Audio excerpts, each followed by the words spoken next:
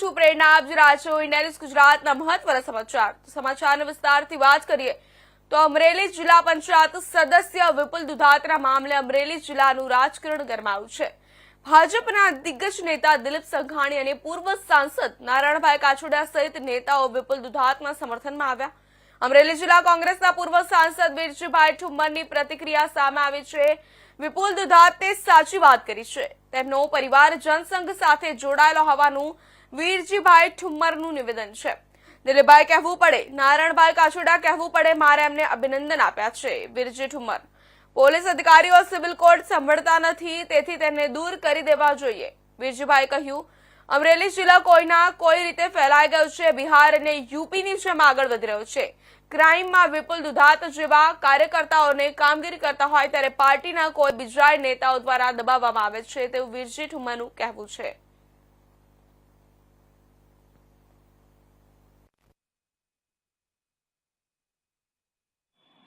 અમરેલી જિલ્લો સંપૂર્ણ ભેળાઈ ગયો છે। અમરેલીના દંડક 40 લાખ રૂપિયાનો હપ્તો લે છે તેવું ભારતીય જનતા પાર્ટીના પ્રતિનિધિઓ કહે છે। ત્યારે દારૂ અને જુગારમાં જે પ્રકારની પરિસ્થિતિ નિર્માણ થઈ છે, દિલીપભાઈ જેવા એક સનિષ્ઠ આગેવાન સમજ્યા છે। આજે નારણભાઈ બોલ્યા છે, એમને અભિનંદન આપીશ। રૂપાલા પણ અગાઉ બોલી ચૂક્યા છે, ડૉક્ટર કાનાબાર અનેક વખત ટ્વીટ કરે છે। ત્યારે અમરેલી જિલ્લો તો સંપૂર્ણ ભેળાઈ ગયો છે। દારૂની બધી ગામડે ગામડે ગલીએ ગલીએ છે ને આ પોલીસના રાજમાં છે।